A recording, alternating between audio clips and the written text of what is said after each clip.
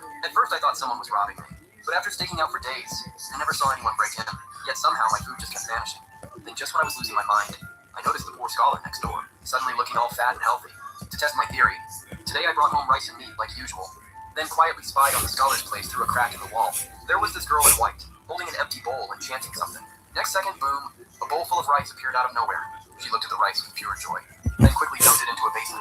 Then she kept chanting again. On my side of the wall, I jumped up and rushed to my rice jar, my eyes glued to the nearly empty jar. There was just a thin layer of rice left at the bottom, and right before my eyes, every last grain started disappearing one by one. Not a single grain left, cleaner than if a dog licked it. I ran back to the crack in the wall, peeked through that tiny hole, and sure enough, her bowl was full of rice again. Damn it, she's literally starving me to death, not even leaving me a way out. Before I could finish cursing, I felt something tugging beside me. Before I could react, the cured meat hanging on my wall vanished too. Soon the smell of rice drifted over.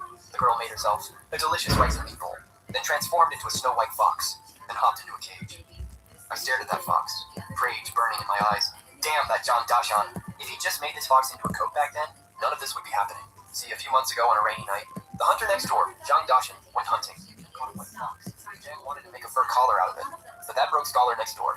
For some reason, sold his only 2 acres of land just to buy that fox. Ever since he got that fox to repay him, my miserable life began. I became the chosen worker, starving myself while feeding that man and beast next door. Smelling their rice cooking, I quickly plugged up the crack with dirt. Terrified the fox spirit would discover me spying. Then I clenched my growling stomach, eyes filled with bitter rage. I saved every penny, only to end up feeding that poor scholar next door. But how do I get rid of the fox spirit? My mind was in chaos. I had no plan. That's a fox spirit with magic powers. I should be grateful it doesn't harm me. How could I possibly kill it even? Just as I was about to turn away in frustration, I froze. I looked back at where the meat had disappeared. There was a pearl the size of a pigeon egg, glowing soft red, and the craziest part, it had the words +40 floating above it. Right then, my vision blurred and a panel popped up. Name, Judy. Skills, none. Points, 0. Anomaly drop detected. Collect? Yo, collect! Without thinking, I said it. As soon as I spoke, that red pearl on the ground vanished, and the cheat panel flickered. Name, Judy. Skills, none. Points, 40. Yo, a cheat system. This is my golden finger. I stared at my cheat, grinning with joy. Then, fighting back my excitement, I studied it. Turns out wherever anomalies pass, they drop points. And skills. Just collect the dropped points. And I can level up skills directly. But when I looked at my empty skills section, my frustration peaked. What good are points without any skills? But after thinking it through, if the fox spirit drops experience, maybe it can drop skills too. Sure, I can't deal with the fox yet. But now that I have a cheat, my time will come soon. I rubbed my rumbling belly, grabbed my rope, and shovel and headed to the mountains. They're eating well next door, while I'm starving. Not long after, I caught a deer and headed back to the village. But when I reached the village entrance, I stopped. There was this guy in rough cloth, holding a snow-white fox, walking toward me. He was tall and slender, handsome as jade, looking ridiculously good. It was my sworn enemy, the poor scholar next door, Fu Yanji. Well, if it isn't Shu Yi, looking all skinny and yellow, haven't starved to death yet? Fu Yanji stood in front of me, eyes full of mockery. I snorted coldly, afraid of the fox demon's power, not sure if I should talk back. But Fu Yanji had already walked past me, eyes full of disdain, muttering, "Oof." The little fox in his arms stared at me with contempt too. Those bright eyes showed human-like intelligence. Watching them walk away, I spat on the ground. Just you wait. One day, I'll make you into a fox coat. And just as I was cursing in my head, my vision blurred again. I saw on the fox spirit's body a red glow dropped, but Fuyanji and the fox didn't seem to see it at all. What's that? Haha, another drop. I rushed over to the pearl to see what the fox spirit dropped. What good stuff did I get? But when I there, I felt a bit disappointed. Just experience points again. The pearl said +5. Not the skill I wanted, but I quickly pulled myself together. Getting drops is better than nothing. Once I have skills, points will matter. Better to stack up points now while I can. So I did the experience, and the panel showed points 45. I took the deer home, hung it on the wall, then sat in the corner, eyes locked on that deer. And it didn't take long. Next moment, the deer vanished into the air. Another red-yellow pearl stayed behind.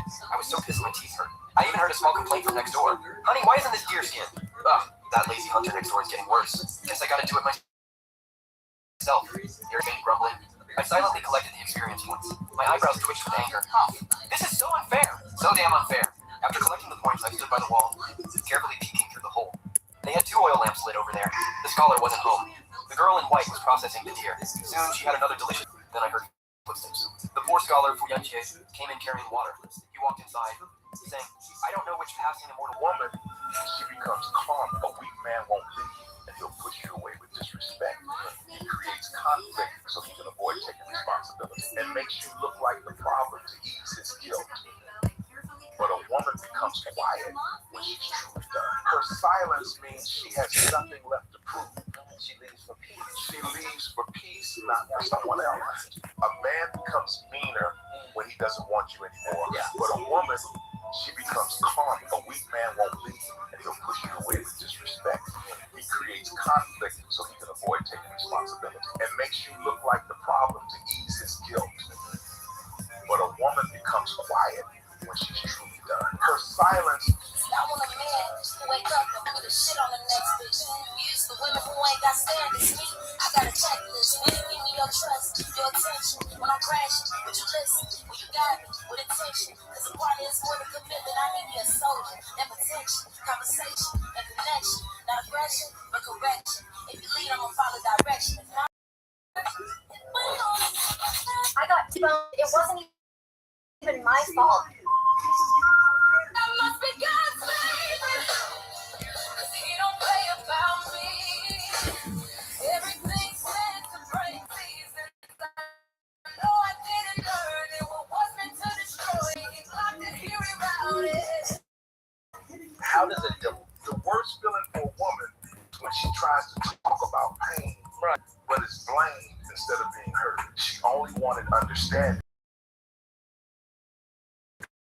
and slowly choosing silence. It's not drama or nagging, it's art asking.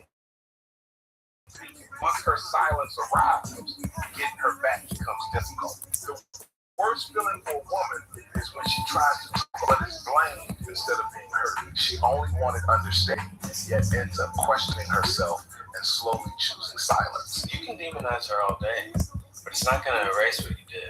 She's the problem. She's always been the problem. Of course she is. Because that's what you want everyone to believe, right? Because if she's the problem, you don't have to look at yourself.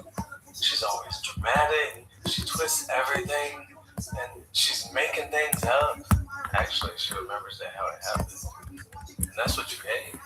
I didn't do anything. You can demonize her all day, but it's not going to erase what you did. She's the problem. She's always been the problem. Of course she is. Because that's what you want everyone to believe, right? Because if she's the problem, you don't have to look at yourself. She's always dramatic. She twists everything. And she's making things up. Actually, she remembers that how it happened. And that's what you hate. Hey, parents. Who told you that just because you tolerated it before that you gotta